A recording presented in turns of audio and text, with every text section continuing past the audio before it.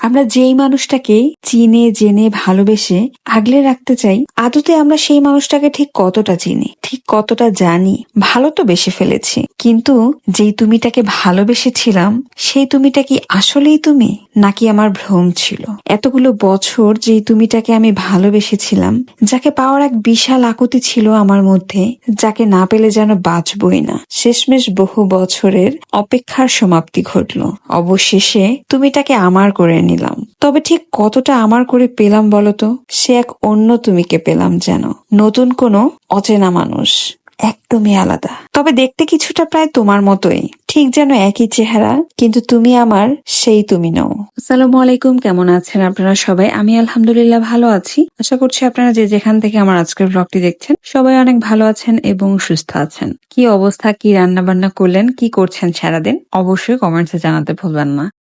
আজকে তো আমরা মজাদার একদম শুটকির একটা বড়া বানাচ্ছি, যেটার জন্য একদম খুবই লোভনীয় লাগছে দেখতে। দেখেই কিন্তু জিভে জল চলে আসছে, তাই না? শুটকির নাম শুনলেই মনে হয় সবার জিভে জল চলে আসে। জানি না, আমার খুব একটা আসে না, কারণ আমার জাস্ট শুটকির ভুনাটাই খুব পছন্দ। শুটকির ভর্তা কিংবা শুটকির বড়ার থেকে শুটকি ভুনা ব্যাপারটা খুবই জমে, কেন যেন খুবই ভালো লাগে। তো যাই হোক, আমরা আজকে বানাচ্ছি শুটকির বড়া, যেটাকে কিনা হচ্ছে প্রথমে বেটে তারপর একটু রান্না করে নেওয়া হয়েছে, তারপর হচ্ছে কচু পাতায় সুন্দর করে মুড়িয়ে নেওয়া হচ্ছে এবং একে একে করে প্রত্যেকটা কচু পাতায় করে মুড়িয়ে মুড়িয়ে রাখা হচ্ছে। এগুলো আবার সুন্দর করে তেলে ভাজা হবে এবং এইরকম বড়া কিন্তু আপনারা চাইলে মাসের পর মাস ফ্রিজে জমিয়ে রেখে খেতে পারেন। যারা ব্যাচেলার আছেন এবং শুটকি পছন্দ করেন, তারা কিন্তু চাইলে বাড়ি থেকে এরকম শুটকির বড়া বানিয়ে এনে ফ্রিজে রেখে দিতে পারেন এবং যখন খাবেন তখন একটু গরম করে বা একটু ভাজা ভাজা করে নিলে ভীষণই মজা লাগে। এবং বিশেষ করে কচুর পাতাটা আমার বেশি মজা লাগে, কেননা শুটকির বড়াটাও ওয়ান কাইন্ড অফ হচ্ছে শুটকি ভুনার মতো। যেমন এই যে ভুনা করেই কিন্তু হচ্ছে পাতার মধ্যে দিয়ে তারপর ভাজা হচ্ছে। এটা খেতে যেমন লোভনীয়, দেখতেও কিন্তু খুবই ইন্টারেস্টিং। যারা কখনো খাননি, একবার হলেও ট্রাই করে দেখবেন। আমার শাশুড়ি আম্মা এটা বানাচ্ছিল।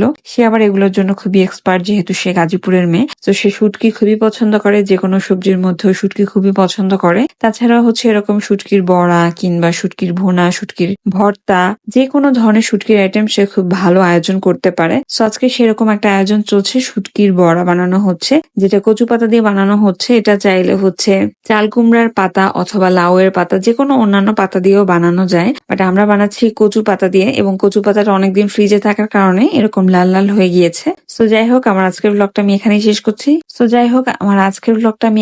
করছি। সবাই ভালো থাকবেন, সুস্থ থাকবেন এবং আমাদের জন্য অনেক অনেক দোয়া করবেন এবং অবশ্যই কমেন্টসে জানাতে ভুলবেন না আমার ব্লগগুলো আপনাদের কেমন লাগছে। আমার ফেসবুক পেজটাকে ফলো করতে ভুলবেন না এবং ইউটিউব চ্যানেলটাকে সাবস্ক্রাইব করতে ভুলবেন না। আল্লাহ হাফেজ।